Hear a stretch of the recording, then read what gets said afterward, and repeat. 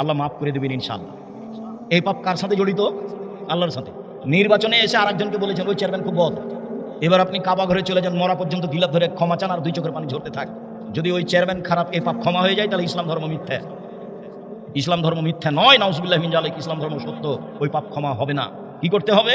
চেয়ারম্যানের হাত ধরে বলতে হবে, ভাই আপনি নির্বাচনে দাঁড়িয়েছিলেন, তখন আপনার একটু বদনাম করেছিলাম, আমাকে মাফ করেন।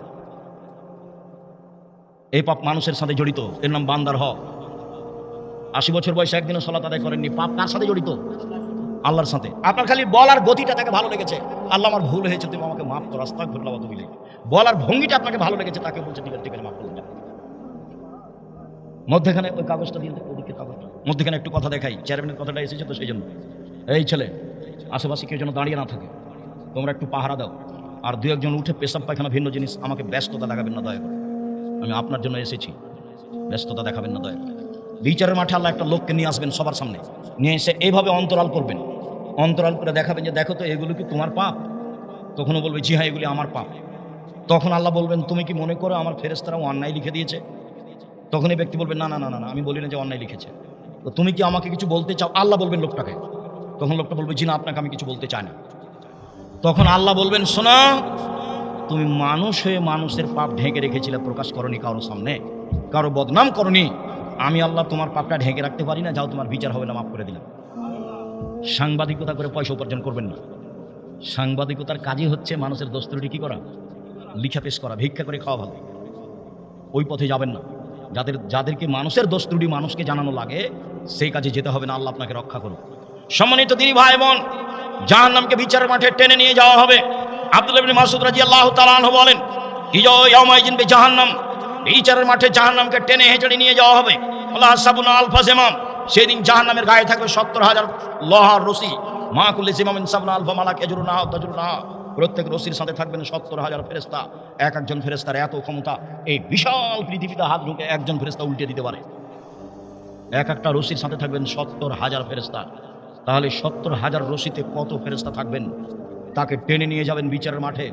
জাহান্নাম রেডি আছে, জান্নাত রেডি আছে, কোথায় আছে আল্লাহ ভালো জানেন। হাদিস কোরআনের বিবেচনায় বিদ্বানগণ বলেন জাহান্নাম নিচে আছে আর জান্নাত উপরে আছে। বিচারের মাঠে থাকবে জাহান্নাম, বিচারের মাঠে থাকবে জান্নাত, বিচারের মাঠে থাকবেন আল্লাহ, বিচারের মাঠে থাকবেন ফেরেশতা, বিচারের মাঠে থাকবে মানুষ, বিচারের মাঠে থাকবে জিন, বিচারের মাঠে থাকবে পশু প্রাণী। বিচারের মাঠ কত বড় হবে! ময়দান আর জমদ্দাত, যেদিন পৃথিবীকে সম্প্রসারিত করা হবে। শুনুন সম্মানিত দিনী ভাই বোন, সমস্ত মানুষ, পুরুষ নারী যত এসেছে যত আসবে, সবাই যদি একসাথে জাহান্নামের দরজা দিয়ে ঢোকে, তো ঢুকতে সমস্যা হবে না। এবার বলেন তো জাহান্নামের দরজা কত বড়? একটু এখানে জাহান্নামীদের পরিচয়। আবু হুরায়রা রাদিয়াল্লাহু তাআলা আনহু বলেন, আল্লাহ রাসূল বলেছেন, ইন্না গিলজা জিলদিল কাফির ইসনানি ওয়া আরবাউনা জারা, একজন জাহান্নামীর গায়ের চামড়া হবে 42 হাত মোটা। ওয়াইন্না জিরসাহু মিসলু উহুদিন, তার এই ভিতরের দাঁতগুলি হবে উহুদ পাহাড়ের সমান। উহুদ পাহাড় 4 কিলোমিটার প্রশস্ত, 8 কিলোমিটার লম্বা। উহুদ পাহাড় 4 কিলোমিটার প্রশস্ত, 8 কিলোমিটার লম্বা। নিচে কত আছে তা মানুষ জানে না। ফাঁকে যে মিসল বাইদা, আর উরু রান হবে 39 কিলোমিটার লম্বা। দাঁত হবে উহুদ পাহাড়ের সমান। অবায়না মানকে বাইল কাফির মাসিরাতা সালাতে সাইয়্যিম লিরাকিবিল মুসরি, একজন দ্রুতগামী ঘোড়া একজন জাহান্নামীর ডান কাঁধ থেকে দৌড়াতে লাগলে বাম কাঁধে পৌঁছিতে সময় লাগবে 3 দিন 3 রাত। ওয়াইনা মাজলিসু ফি জাহান্নাম বাইনা মক্কা ওয়াল মদিনা, একজন জাহান্নামীর বসার জায়গা মক্কা থেকে মদিনা 450 কিলোমিটার। তাহলে একজন জাহান্নামীর বসার জায়গা যদি 450 কিলোমিটার হয়, প্রতি 1999 জন লোক যদি জাহান্নামে যায়, তাহলে জাহান্নাম কত বড়! কি দিয়ে বোঝায় আপনাকে আমি জাহান্নাম কত বড়? সম্মানিত দিনী ভাই বোন, এরপরেও জাহান্নামের নিচে যারা যাবে তারা মুনাফিক। ইন্নাল মুনাফিকিনা ফি দারকিল আসফালি মিনান নার, জাহান্নামের নিচে থাকবে যারা মুনাফিক তারা। হিন্দুরা জাহান্নামে যাবে তবে সবচেয়ে নিচে নয়, ইহুদি খ্রিস্টান জাহান্নামে যাবে সবচেয়ে নিচে নয়।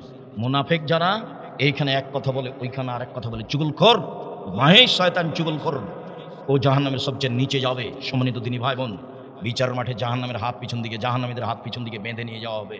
খুজুহু ফাগুল্লুহু থুমাল জাহিম আফসাল্লুহু, এদের ধরো, এদের শিকলবন্দি করো, এদের ধাক্কা দিয়ে ফেলে দিয়ে মুখের মাধ্যমে টেনে হেঁচড়ে জাহান্নামে নিয়ে যাও। সবার হাত বিচারের মাঠে পিছন দিকে বাঁধা থাকবে। ইন্দিরা গান্ধীর হাত পিছন দিকে বাঁধা থাকবে, মহারানী এলিজাবেথের হাত পিছন দিকে বাঁধা থাকবে, কেউ খুলে দিতে পারবে না। বুশের হাত পিছন দিকে বাঁধা থাকবে, ট্রামের হাত পিছন দিকে বাঁধা থাকবে, কারো ক্ষমতা হবে না খুলে দেওয়ার। তার নাম বিচারের মাঠ। রংপুর গাইবান্ধা পলাশবাড়ির মুজিবুর বিএসসি বলেছিলেন, শুনুন ওসি সাহেব, আমি জেলে যেতে রাজি, আমার হাতে হাত করা দেওয়া হয় না যেন মানুষে দেখবে মুজিবুর বিএসসির হাতে হাত করা দেওয়া, সেটা আমার জন্য মানায় না। অতএব আমি নিজেই জেলে চলে যাব হাত করাবিহীন। কিন্তু তা রক্ষা হয়নি। সেদিন হাত বেঁধে বিচারের মাঠে নিয়ে যাওয়া হবে জাহান নামে, কেউ টিকতে পারবে না। জাহান নামের খড়ি হবে মানুষ ও পাথর। মহান আল্লাহ বলেন, অকুদহান নাসল হেজারা, জাহান নামের খড়ি হচ্ছে মানুষ ও পাথর। জাহান নামে কয়লা থাকবে না, জাহান নামে এই খড়ি থাকবে না।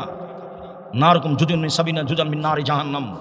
জাহান নামের আগুনের তাপ হবে বাড়ির আগুনের তাপের চেয়ে 69 গুণ বেশি। এদিকে দেখেন, এই যে খড়গুলো দেখতে পাচ্ছেন যে ধান কেটে নেওয়া হয়েছে, এই খড়গুলোর আগুনের ক্ষমতা যত, কাঠের আগুনের ক্ষমতা তার চেয়ে বেশি। কাঠের আগুনের ক্ষমতা যত, তেঁতুল কাঠের ক্ষমতার আগুনের ক্ষমতা তার চেয়ে বেশি। তেঁতুল কাঠ বুঝেন না? তেঁতুল কাঠের আগুনের ক্ষমতা যত, গ্যাসের চুলার আগুনের ক্ষমতা তার চেয়ে বেশি। কেরোসিন তেলের একটা আলো জ্বলছে, আপনি আঙ্গুলটা এভাবে পার করে দিলে কিছু হবে না, মানে সবচেয়ে কম ক্ষমতা। আর একটু কয়েলের মাথায় হাত দেন তো, মানে যেখানে ঠেকবে সেখানটায় জ্বলে যাবে। তাহলে আপনার চোখের সামনে আগুনের ক্ষমতার কমবেশ আছে। জাহান্নামের আগুনের ক্ষমতা এই আগুনের চেয়ে 69 গুণ বেশি। শুনুন সম্মানিত দিনী ভাই বোন, জাহান্নামের উল্লেখযোগ্য শাস্তি হচ্ছে আগুন। সারহুকুম শাইদা, মানুষকে জাহান্নামের আগুনের পাহাড়ে উঠতে বলা হবে, নামতে বলা হবে, উঠতে বলা হবে, নামতে বলা হবে। ফালামান জুলুদুহুম বাদাল্লাহুম জুলুদান গায়রাহা, যতবার চামড়া জ্বলে যাবে ততবার ঠিক করা হবে, যতবার চামড়া জ্বলে যাবে ততবার ঠিক করা হবে। রাসূল সাল্লাল্লাহু আলাইহি ওয়াসাল্লাম বলে, মিনহুম তাখুজুন নার ইলা কাবাই, কারো কারো জাহান্নামের আগুন হবে টাকনো পর্যন্ত, কারো কারো জাহান্নামের আগুন হবে হাঁটু পর্যন্ত, কারো কারো জাহান্নামের আগুন হবে কোমর পর্যন্ত, কারো কারো জাহান্নামের আগুন হবে গলা পর্যন্ত। পাপী যেমন, জাহান্নামের আগুন তেমন হবে। আপনাকে আমি কি দিয়ে বুঝাই জাহান্নাম কত কঠিন। জাহান্নামের উল্লেখযোগ্য শাস্তি হচ্ছে জাক্কুম গাছ, কাঁটাযুক্ত গাছকে জাক্কুম গাছ বলা হয়। দেখি আপনাদের এলাকায় তো নদী আছে, আমার কথার সাথে আপনার কথা মিল খায় কিনা। জাক্কুম গাছ, আমরা রাজশাহী চাঁপাইনবাবগঞ্জের মানুষ, নদীর ধারে এক ধরনের গাছ হয়, ধুতুরা গাছের চেয়ে ধুতুরা গাছ একটু বড় সাইজের হয়, আর ফলটা হয় একটু বড়। আর আমি যেটা বলছি সেটা আমরা এলাকায় কনকিয়ারি বা গুঠা বেগুন বলি। ও যখন ফলটা পেকে যায় তখন লাল হয়, আর ফলটা এরকম ছোট সাইজের, ভিতরে বীজ থাকে বেগুনের বীজের মতো। জি, গাছটা যদি পেকে যায় তাহলে শুধু কাঁটা দেখা যায় গাছের গায়ে, অন্য কিছু দেখা যায় না। এর নাম মোটামুটি ধরা যেতে পারে, একে জাক্কুম বলা হয়। আল্লাহ তাআলা বলছেন, আযালিকা খায়রুন নুজুলান শাজারাতুজ জাক্কুম, জান্নাতের এত কিছু মেহমানি ভালো না জাক্কুম গাছ খাদ্য হিসাবে ভালো। ইন্নে জালনাহা ফিতনাতাল লিযালিমিন, আরে আমি জাক্কুম জাহান্নামে তৈরি করেছি পাপীকে পরীক্ষা করার জন্য। ইন্নাহা তাখরুজু মিন আসলিল জাহিম, নিশ্চয় জাক্কুম গাছ জাহান্নামের নিচ থেকে গজিয়ে ওঠে, পানির ভিতর থেকে এক ধরনের ঘাস গজে ওঠে। দেখবেন নদী আছে পাশে, নদী থেকে এখন দেখেন স্রোত থেমে গেছে, নিচে থেকে এক ধরনের ঘাস গজিয়ে ওঠে, পানির উপরে ভাসছে, যাকে আমরা চাঁপাইনবাবগঞ্জ রাজশাহীর ভাষায় দম বলি। মানে ওটা উপরে উঠে ভাসছে, যদি ওকে উঠাতে চান তাহলে নিচে ধরে ছিঁড়ে ছিঁড়ে নিয়ে আসতে হবে, তাহলে ছিঁড়ে নিয়ে আসতে পারবেন। ও মানে পানির ভিতরে গজে উঠেছে, তাহলে আগুনের ভিতরেও ঘাস গজে উঠবে, গাছ তার নাম জাক্কুম গাছ। রাসূল সাল্লাল্লাহু আলাইহি ওয়াসাল্লাম বলেন, তালহা কানু রাইসু শায়াতিন, জাক্কুম গাছের ফল হবে শয়তানের মাথার মতো। শুনুন, কথাটি বোঝা গেল না? জাক্কুম গাছের ফল শয়তানের মাথার মতো মানে আল্লাহ আমাদের কি বললেন? আমরা তো শয়তানের মাথা বুঝি না, শয়তানের মাথা তো আমরা দেখিনি, কি দিয়ে বুঝবো যে জাক্কুম গাছের ফল এইরকম? আল্লাহ বললেন জাক্কুম গাছের ফল হলো শয়তানের মাথার মতো। তখন বিদ্বানগণ বলেছেন এর মানে হলো খারাপ। জাক্কুম গাছের ফল শয়তানের মাথার মতো মানে হলো খারাপ, সব বিদ্বান বলছেন। আবুল আলা মওদুদী রাহিমাহুল্লাহ বলেন, আরে শোনো শোনো শোনো, মানুষ যেমন রূপক কথা বলেও বুঝে, আল্লাহও তেমন রূপক কথা বলেন ও বুঝেন। আরে শোনো শোনো, মানুষ যেমন রূপক কথা বলেও বুঝে, আল্লাহ তেমন রূপক কথা বলেন। মানুষ রূপক কথা কি বলে? মানুষে বলে যে লোকটা এত ভালো, এ লোকটা এত ভালো, মনে হচ্ছে যেন ফেরেশতা। তো ফেরেশতাকে তো দেখেনি, কিন্তু মানুষ বুঝে। মানুষে বলে মেয়েটা এত সুন্দরী, মেয়েটা এত সুন্দরী, মনে হচ্ছে যেন পরী। এ তো মানুষ তো পরীকে দেখেনি, কিন্তু বলেও বুঝে। মানুষে বলে মেয়েটা এত কুৎসিত, মেয়েটা এত কুৎসিত, মনে হচ্ছে যেন পেতনি। পেতনি কি কেউ দেখেছে? তো মানুষ বলেও বুঝে। আবুল আল্লাহ মওদুদী রাহিমাহুল্লাহ বলেন, মানুষ তেমনই রূপক কথা বলেন। আমি আব্দুর রাজ্জাক বিন ইউসুফ আবুল আল্লাহ মওদুদির কথা বললাম না, সব বিদ্বান যা বলেছেন সেটাই বললাম। জাক্কুম গাছের ফল শয়তানের মাথার মতো, মানে খারাপ। এর চেয়ে অতিরিক্ত তর্জমা বিদ্বানগণ করতে পারেননি, আমিও ওখানে পর্যন্ত করে রেখে দিলাম। সম্মানিত দিনী ভাই বোন, জাহান্নামের উল্লেখযোগ্য শাস্তি হচ্ছে সাপ, একবার দংশন করলে 40 বছর ব্যথা থাকবে। জাহান্নামের উল্লেখযোগ্য শাস্তি হচ্ছে বিচ্ছু, একবার দংশন করলে 40 বছর ব্যথা থাকবে। জাহান্নামের উল্লেখযোগ্য শাস্তি হচ্ছে হাতুড় দিয়ে পিটানো। কবরে যে হাতুড় আছে তার নাম মিত্রাক, যেটা কাঠমিস্ত্রিদের হাতে থাকে, ওটাকে বলা হয় মিত্রাক। আবার কবরের হাতুড়ের ব্যাপারে আল্লাহ রাসূল বলেছেন, লাউ জুরাবিবা জাবাল আল্লাহ সরাতুর আবান, কবরের হাতুড়টা দিয়ে যদি হিমালয়ে মারা হয় তাহলে হিমালয় ধোলা হয়ে যাবে। কবরের হাতুড়টাই যদি এমন হয় তাহলে জাহান্নামের হাতুড়ের নাম মাকামে, এই হাতুড় দিয়ে তাকে পিটানো হবে, তার নাম জাহান্নাম। যখন খেতে চাইবে 1000 বছর পরে তাকে খেতে দেওয়া হবে কাঁটাযুক্ত জাক্কুম গাছ।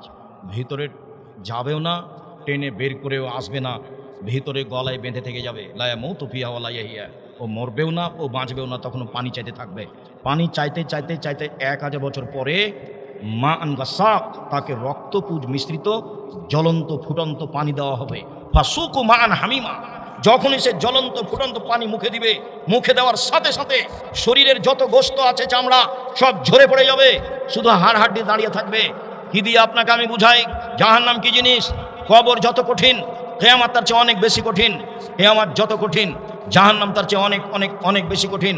সম্মানিত দিনী ভাই বোন, জাহান্নামের বিষয়টি অবশ্যই সাবধান থাকবেন।